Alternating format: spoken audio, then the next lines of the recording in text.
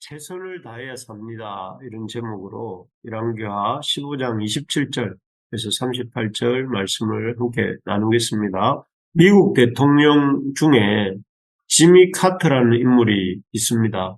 들어보셨죠? 이 카터 대통령의 인생 좌우명이 혹시 무엇인지 들어보신 적 있으십니까? 그의 좌우명은 왜 최선을 다하지 않았는가? 왜 최선을 다하지 않았는가라고 합니다. 그는 왜 이런 인생 좌우명을 왜 최선을 다하지 않았는가라는 좌우명을 갖게 된 것일까요? 그가 이런 인생 좌우명을 갖게 된 것은 그가 해군 사관학교를 졸업하고 임관 직전에 있었던 당시 해군 제독 릭 오바라고 하는 인물과 면담을 한 후부터였다고 합니다. 이 릭 오바 제독은 지미 카터와 면담을 하면서 여러 가지를 물었는데 그 중에서 이 지미 카터의 성적에 대해서 물었다고 합니다. 그래서 이 성적에 꽤나 자신이 있었던 카터는 자신 있게 자기 성적을 얘기했답니다.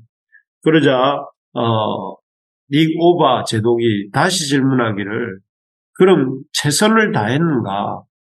이렇게 질문을 했다고 합니다. 이 질문에 카터는 자기 성적과 자기 삶에 대해서 최선을 다했다 이렇게 말할 수 없었다고 합니다. 이에 제독은 다시 묻기를 왜 최선을 다하지 않았는가라고 물었다고 합니다. 그 질문을 듣는 순간 카터는 깊은 생각에 빠졌고 그 순간부터는 카터는 자기 삶에 대해서 왜 최선을 다하지 않았는가라는 질문을 인생 좌우명으로 삼고 항상 최선을 다하면서 살려고 노력을 했답니다. 그리고 이러한 최선을 다하는 그의 태도 덕분에 훗날 그는 우리가 잘 아는 미국의 대통령의 자리에까지 올라갈 수 있었다 합니다. 그렇습니다. 어떤 일이든지 적당하게 하는 신용만 하는 것이 아니라 온 힘을 다해서 하나님 앞에서 최선을 다하다 보면 그 최선들이 모여서 한계를 뛰어넘는 열매를 맺게 하는 것입니다. 바라기는 저를 포함해서 우리 모든 부르심의 가족들 모두가 하나님 앞에서 최선을 다하고 마음을 다하고 그렇게 살아가는 우리 하나님의 사람들이 되기를, 그래서 하나님이 주시는 최선을 다한 사람에게 주시는 열매를 얻게 되기를 간절히 소망하고 축복합니다. 오늘 본문에는 북이스라엘의 마지막에서 두 번째 왕, 베가 왕에 대한 이야기가 나옵니다. 그리고 남유다의 요담 왕, 아사랴의 아들이었던 요담 왕의 이야기가 나옵니다. 특히 어제 본 것처럼 북이스라엘은 참 이 새가 추락하는 것처럼 급속도로 나라가 망해가고 있는 상황이었습니다.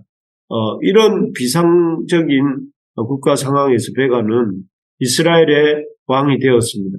왕이 되어서 무려 20년간이나 통치하면서 이스라엘의 멸망을 막아보기 위해 나름 최선을 다합니다.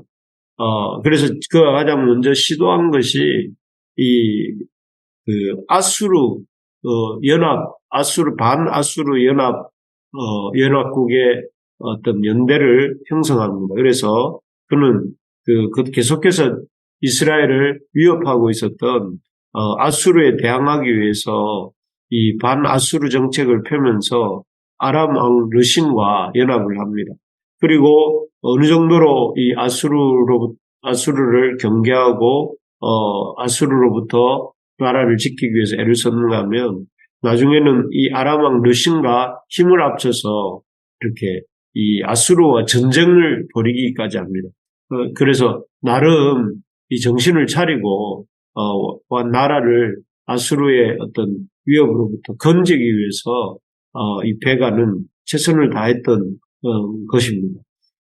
그렇지만 이런 베가 왕은 아수르와 반아수르 정책을 펴고 또 아수르와 전쟁을 벌이기도 했는데, 그 아수르와의 전쟁에서 이기지는 못합니다. 오히려 이 아수르와의 전쟁에서 크게 패하고, 이스라엘 영토의 많은 부분이 빼앗기게 되고, 거의 절반 이상을 빼앗기게 되고, 또 이스라엘 백성들은, 대부분 또 포로로 붙들려가는 그런 큰 비극을 경험합니다. 어쨌든, 그래도 그 나름으로는 최선을 다해서 이스라엘 나라를 살려보려고 애를 쓴 것이죠.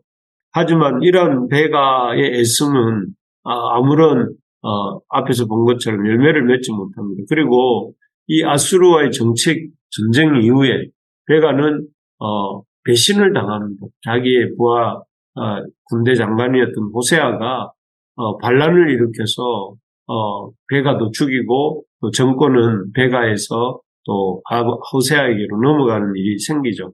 그래서 이 왕으로서 이스라엘을 살리기 위해서 그 나름의 최선을 다했던 베가가 베가는 안타깝게도 이렇게 비극적인 죽음으로써 그 인생을 마감하는데 왜 이렇게 베가는 성공하지 못했던 것일까요? 그는 왜 나라를 지키는 일도 실패하고 자기의 왕조를 지키는 일도 실패하고 이렇게 죽음을 맞이하게 된 것일까요? 여러 가지 이유가 있지만 성경은 그가 최선을 다하지 않았다 이렇게 말씀합니다.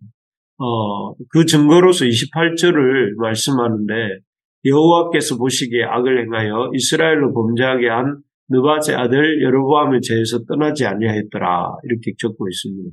여기에 보면 베가 왕이 이스라엘의 왕으로서 나라를 지키기 위해서 나름 최선을 다했는지 모르지만 그가 결정적으로 한 가지 놓치고 있었던 것을 말씀합니다. 그것은 다름 아닌 느밧의 아들 여로보암의 금송아지 숭배의 죄를 떠나지 않고 여호와 보시기에 악을 행하고 있었다 하는 것입니다.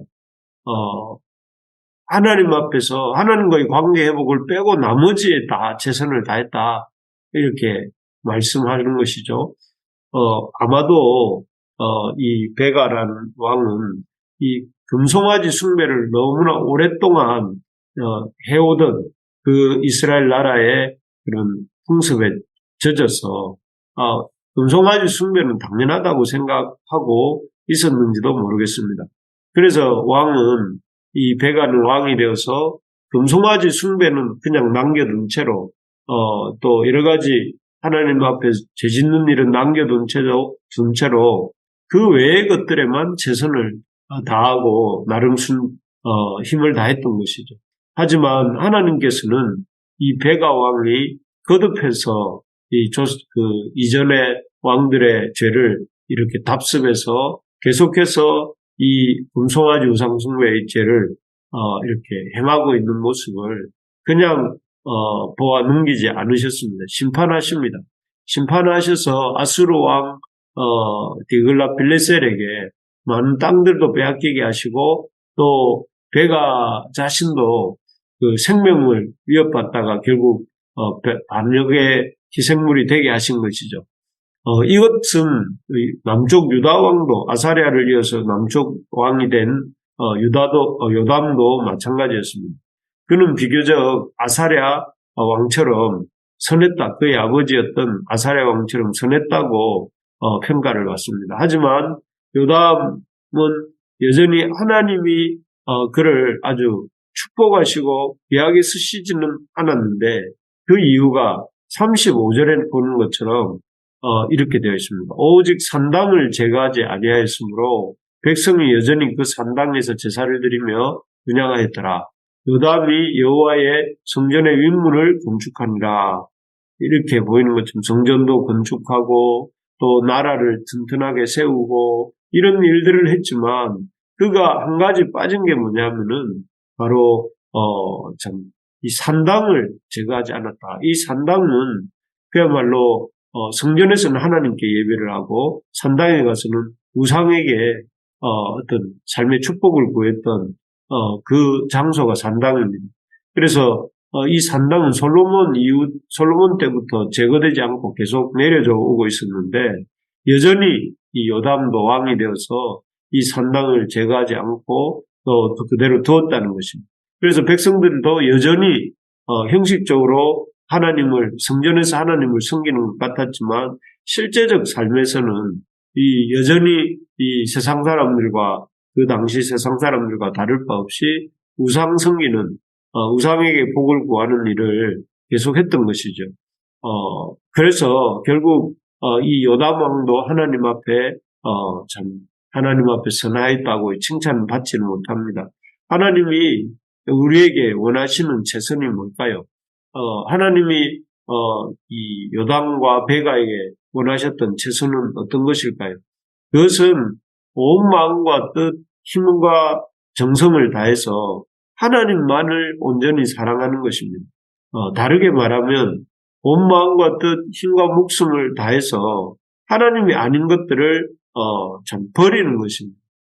금송아지 숭배, 그것이 아무리 오래되었을지라도 또 산당에서의 제사, 그것이 아무리 오래되었을지라도 하나님이 하나님보다 더 의지하고 하나님보다 더 즐겨 찾는 그런 것들이라면 그러한 것들을 버리는 것이 그런 것들을 버리고 하나님 섬기는 일에 마음과 뜻과 힘과 정성을 다하는 사람이 되는 것입니다. 그렇게 최선을 다할 때 또 그래서 그렇게 매 순간 하나님을 사랑하고자 애를 쓸 때에 하나님께서 그를 이 하나님 앞에서 최선을 다하는 사람으로 보시고 또 하나님께서 그를 이렇게 살려주시는 것입니다. 바라는 것은 우리 삶에 이렇게 하나님을 기쁘시게 할 수 있는 그런 최선이 있기를 소망합니다. 그래서 우리에게 하나님 말고 더 의지할 만한 산당은 없는지 또 하나님 말고 더 의지하고 있는 금송아지는 없는지 하나님 앞에 우리가 하나님보다 더 의지하는 어떤 사람이나 또 물질이나 또 아니면 어떤 자기의 경험이나 생각이나 이런 것들은 없는지 돌아보고 우리가 그 모든 것들을 하나님 밑으로 내려두고 오직 하나님만을 의지하면서 하나님을 따르는 그렇게 최선을 다하는 저와 여러분들이 되기를 소망합니다. 그래서 우리가 하나님 섬기는 일을 또 그리고 우상을 따르지 않는 일을 삶의 제1순위로 놓고 살아가는 삶. 그들은 최선을 다하는 삶. 하나님께 최선을 다하는 삶. 하나님께 최선을 다하기 위해서 최선이 아닌 것들을 하나님의 사랑을 이렇게 방향을 틀어놓으려고 하는 것들을 멀리하고 온전히 마음을 다하고 뜻을 다하고 힘을 다해서 하나님을 사랑하는 저와 우리 부르심의 가족들 다 될 수 있기를 주님의 이름으로 축복합니다.